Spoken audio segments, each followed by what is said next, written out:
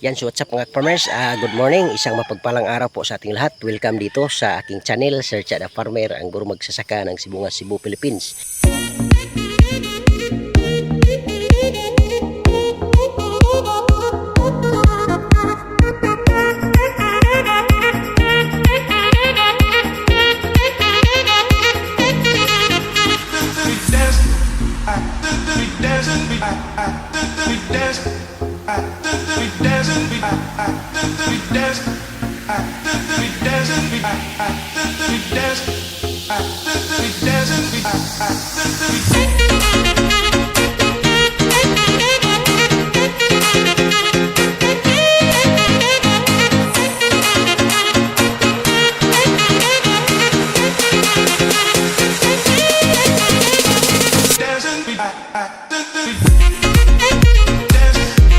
And if you're new to this channel mga farmers, please don't forget to subscribe and click the notification bell in order for you to be notified with my coming videos.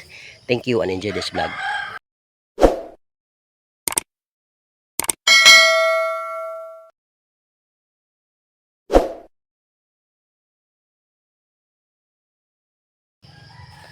Yan, so for today's vlog mga farmers ay babahagi po sa inyo yung aking ika-6 na pitas ng aking Galaxy Max F1 Ampalaya. Kaya samahan niyo po ako mga farmers dito sa aking vlog ngayon. Ngunit bago po ang lahat, shoutout muna sa ating mga tagapagsubaybay all throughout Luzon, Visayas and Mindanao. Most especially to my mentors in Ampalaya Farming. Shoutout Agaw Jopil the Farmer, anak ni Matoy ng Montpelier, Argao, Cebu. And also shoutout Agaw Pino, Ayanggurin Kaminadi ng Barangay Manatad, Sibungas, Cebu. And of course, shoutout din Boss Farmer Montijo ng Anahaw, Argao, Cebu. And of course, shoutout also Boss Ayan Vlogs ng Kagay, Sibungas, Cebu. And shoutout din sa ating kaibigan mula dyan sa Manila. Shoutout by Lakas ng Negros TV mula dyan sa Persian Gulf, Qatar. Shoutout Idol Aquaros at sa lahat ng iyong makasamahan sa trabaho. Shoutout sa inyong lahat. At the same time, shoutout din sa ating kaibigan mula sa Tiasong, Quezon Province. Shoutout bro, tayo Bisay magsasaka. And of course, shoutout also sa ating kaibigan mula dyan sa Barangay San Antonio, Sardin Leyte. Shoutout Idol Jojo the Farmer. And of course, mula sa Batangas, shoutout Tris Planters at kay Sir Di Guzman, no? Shoutout Biyahirong Batangueño. And Kaparmer Pilot ng Mindanao, shoutout. And then of course shoutout din sa kay Salvador Farmers at sa Palawan Group, no? Shoutout Rus Argalban, Tabang Vlogs at sa iba pa nating mga kaibigan. So shoutout po sa inyo lahat. Boss The Oracle Channel, shoutout. Okay, so tara na mga farmers at tingnan natin yung ating harvest. Tana. Okay, good morning once again mga farmers. Today is August 22, 2024. And today ay ika-6 na pitas po ng aking Galaxy Max F1 na Ampalaya. So far, madaling araw, 4 in the morning ay nag-harvest na ako mga farmers. Still, nag-iisa lang tayo. Dahil tayo lang ang medyo mahilig, no, sa pamilya sa ganitong klaseng pamumuhay mga farmers. Okay, so tapos na itong harvestan mga farmers, and then yun nga, as you can see, may mga bunga, no? Yan, maraming bunga dyan mga farmers, maliliit. So by Monday yan din ang ating harvestin kasi madaling lalaki yan. 2 days na, 2 days to 3 days harvest na naman. So ganyan lang mga farmers. So ito po yung ating ampalaya ngayon. So ano na to, 62 days ata mga farmers, basta parang ganyan. Ay hindi pa, kasi 24 to nag first day. So ngayon June 24, July 24, August 24. So ano pala mga farmers, 58 days pa pala ito mga farmers. Ganyan. So tingnan natin dito banda baba. Dito na lang tayo dadaan mga farmers para diretso na tayo doon sa bahay. So ganyan yung ating ampalaya ngayon. May mga bunga na yung roofing mga farmers. Ito, yan.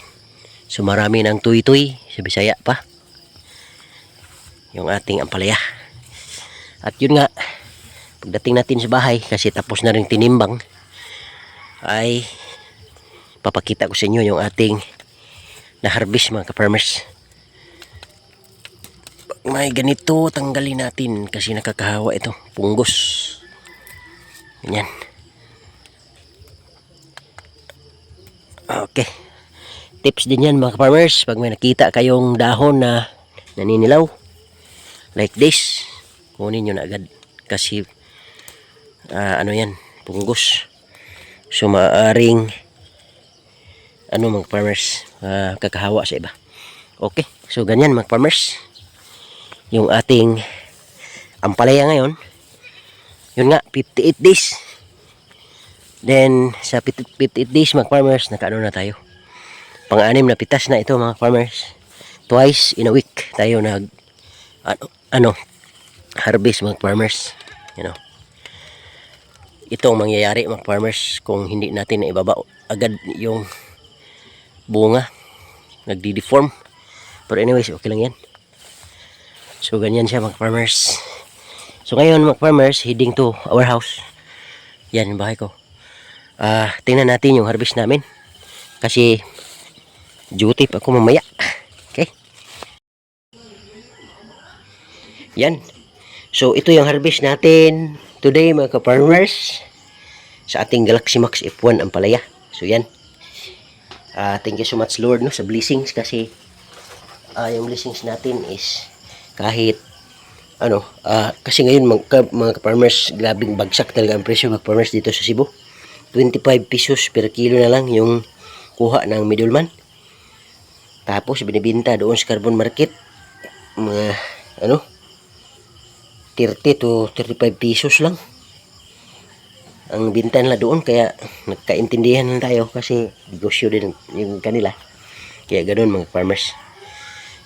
Pero yun nga, magpapasalamat tayo sa ating Panginoon dahil patuloy yung ating blessings mga farmers. So ganyan.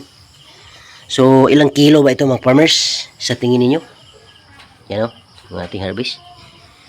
Okay, so ito mga farmers is 67 kilos mga farmers. Katulad ng ating harvest, last harvest natin, sa 5th harvest natin is 67 din. Tapos may mga reject, hindi na natin sinama sa pagbilang ng kilos. Itong goods lang mga farmers. Yan, so 67 kilos yan lahat mga ka-farmers. So yun po ang update natin sa ating harvest today. So maraming salamat. This is Sir Cha the Farmer, no? Thank you. At yun po yung vlog natin mga farmers, at ito yung harvest natin, no? So 67 kilos for 6 harvest ng ating Galaxy Max F1 ng palaya. So again, thank you. And then sa ating mga kaibigan na lagi nagsuporta, maraming salamat. Malapit na tayong konti na lang talaga mga farmers. Yung kulang natin, mamonetize na tayo, kaya tulungan niyo po ko dito mga farmers sa aking munting channel. Kasi ngayon farmers is lacking tayo watch hours, mga 280 plus hours yung kulang na lang, at makapag-apply na tayo ng monetization. So yun, nangyayari ito mga farmers dahil sa suporta nyo. So thank you so much, no? So once again, this is Sir Cha the Farmer, ang gurong magsasaka ng Cebu, Philippines. Bye bye and happy farming.